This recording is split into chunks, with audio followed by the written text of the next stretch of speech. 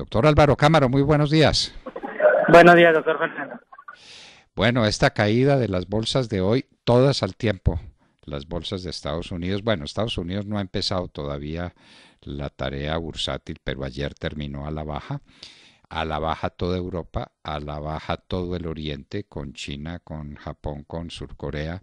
¿Es una casualidad o tiene conexión con el problema político en los Estados Unidos? ¿Cuál es la visión que usted tiene? Pues, doctor Fernando, tiene conexión con no solamente el problema político de los Estados Unidos, sino del mundo. Acuérdese que España está en una indefinición de gobierno también, Inglaterra está también tratando de entender si sale de una manera desordenada o no de la Comunidad Europea. Hay incertidumbre en Argentina, y a esto se une pues que a la posición de dura comercial que adopta el gobierno de Trump, que tiene su respuesta inmediata por parte de China. Pues hoy se anuncia que es posible o es posible no, que ya se le va a abrir una investigación preliminar parlamentaria para evaluar si faltó a la Constitución y a las leyes de los Estados Unidos el presidente del país más importante del mundo. Esto con el agravante que muchos piensan que si se abre esta indagación preliminar, eventualmente de cara a endurecer su posición frente a las elecciones del próximo año, pues Trump sería aún más fuerte en su discurso en términos de la famosa guerra comercial.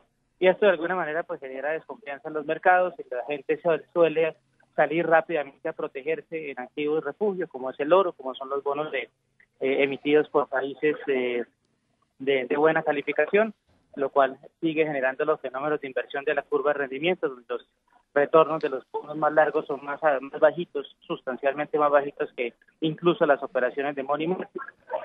Y eso termina pues enrarecer un mercado o unos mercados financieros que sencillamente, doctor Fernando, están muy nerviosos, están muy cautelosos y que ante cualquier señal adversa pues toman este tipo de direcciones. Se refleja en el petróleo, se refleja en las acciones y en general en todos los índices a nivel global. Bueno, y eso se conecta con el petróleo y el petróleo se conecta con todos los elementos de la economía colombiana, con el tema fiscal, con el tema internacional, desde luego que sí, con el tema del empleo, con todo.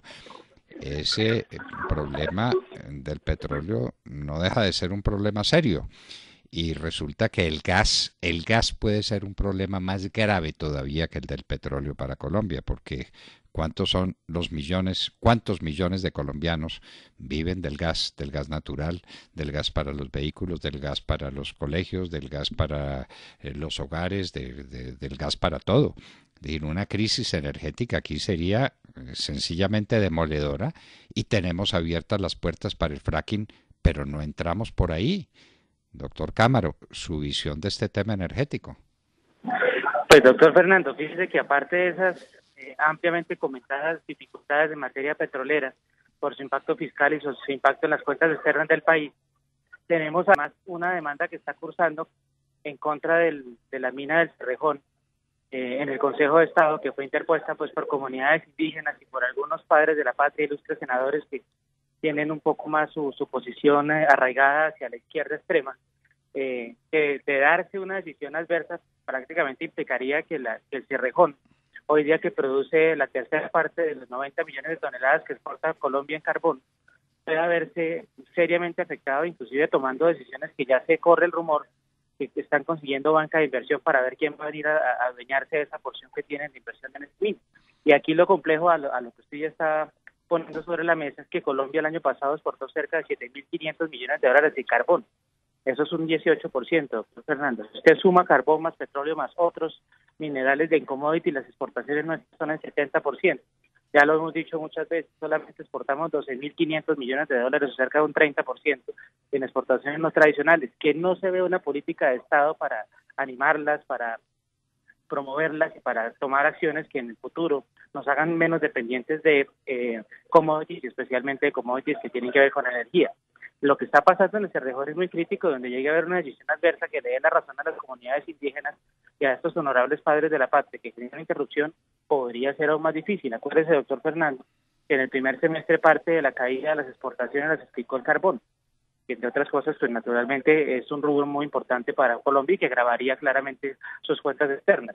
Esto sin contar que el consumo de carbón en el mundo está cayendo. Ya Estados Unidos y Europa consumen menos carbón por sus efectos contaminantes. el que está consumiendo es hacia China y nuestra mina del Cerrejón queda al lado derecho del canal de Panamá, o para llegar a China tocar la vuelta por abajo por el Cabo de Hornos. Entonces, imagínense el nivel de poca competitividad que tenemos, lo cual naturalmente se lo están ganando los mercados como Australia, que es un gran productor de carbón. Luego ahí le nace otro gajito, otro hijito a la mata de discusión sobre lo complicado que resulta la dependencia de Colombia de los commodities, sobre todo el tema de energía. Doctor Cámaro, todos sabemos, inclusive quienes no han estudiado economía, que sin inversión no hay desarrollo. La inversión es la parte del ingreso que se dedica a crear nuevos negocios, a impulsarlos. Lo otro se va para el consumo o para el ahorro, pues que es una forma también de hacer posible la inversión. Se sigue hablando, se sigue diciendo, pues con mucho orgullo, que está creciendo la inversión extranjera. ¿En qué y en dónde y hasta cuándo tendría que crecer la inversión extranjera para producir un impacto real en la economía colombiana y para hacer menos catastrófico la balanza comercial y el déficit en cuenta corriente? Fíjense que las cifras son bastante complejas de analizar por lo siguiente. Si usted mira el primer semestre del año, los números que publica el Banco Central dan cuenta de que llegó más o menos algo más de 7.000 millones de dólares de inversión extranjera directa, lo cual es un crecimiento del 24.4%. Sin embargo, el origen de esa inversión o el destino de esa inversión mejor tiene que ver básicamente con el sector de minería y las industrias extractivas. Un 41% aproximadamente de esa inversión está llegando a esas industrias. Claramente, en la medida que se puedan abrir posibilidades de fracking, se piensa pues que puede haber inversión interesada en llegar a Colombia, pero seguiría siendo inversión muy concentrada en esos sectores. A los otros sectores de la economía llega un 60% de ese valor. Lo complejo, doctor Fernando, es que en las cifras de balanza cambiaria para agosto ya se ve un crecimiento mucho menos fuerte de la inversión extranjera directa y sobre todo un cambio en los flujos de inversión de portafolio hacia el país. Eso se explica básicamente porque en la medida que hay más incertidumbre, pues la gente coge la plata y se la lleva. Y lo primero que reacciona naturalmente es todo lo que tiene que ver con inversiones de portafolio que son liquidables de manera inmediata. Tuvimos un flujo inverso o salida de capitales de portafolio que va a hacer aún más gravosa la situación de la cuenta corriente, que es el gran lunar de la economía, sin hablar pues de todo el tema fiscal que también tiene mucha incidencia, que tenemos que resolver pues para hacer que esto no se nos vuelva inviable y eventualmente no tengamos una sorpresa de una devaluación mayor, que es lo que al final termina ajustando el desbalance de las cuentas externas. Luego la inversión extranjera viene bien o venía bien hasta junio, pero ya agosto empiezan a verse cifras de crecimiento que no son tan halagüeñas y dependemos mucho de esto para financiar el déficit de las cuentas externas.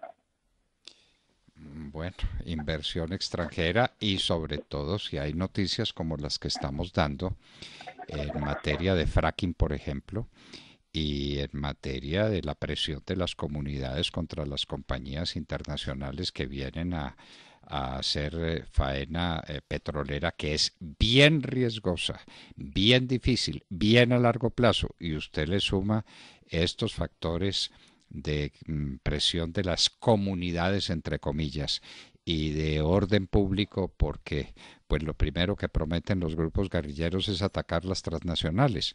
Entonces, ¿dónde estamos y para dónde vamos? Es lo que uno se pregunta cuando tenemos unos déficits colosales que influyen inmediatamente en el déficit fiscal.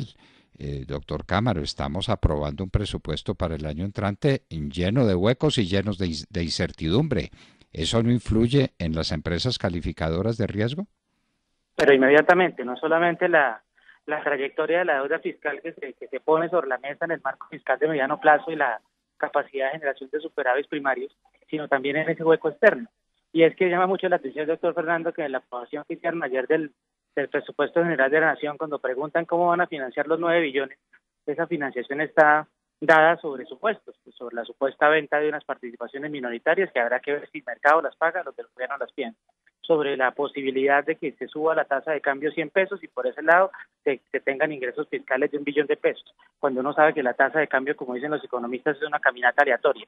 Es decir, eso no lo se predice con bastante dificultad.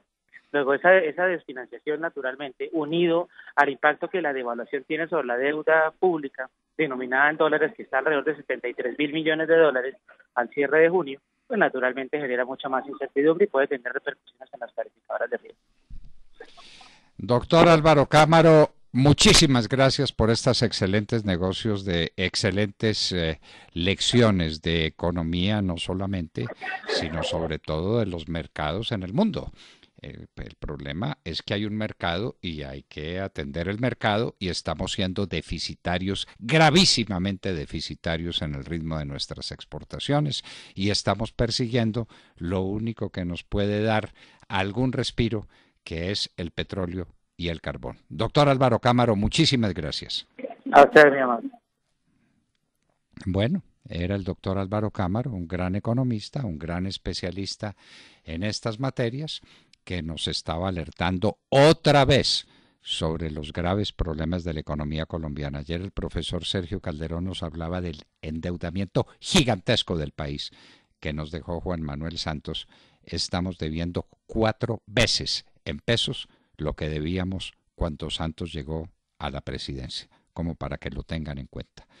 Estábamos hablando con ustedes de estos temas económicos y de estas cifras gracias a Colsubsidio.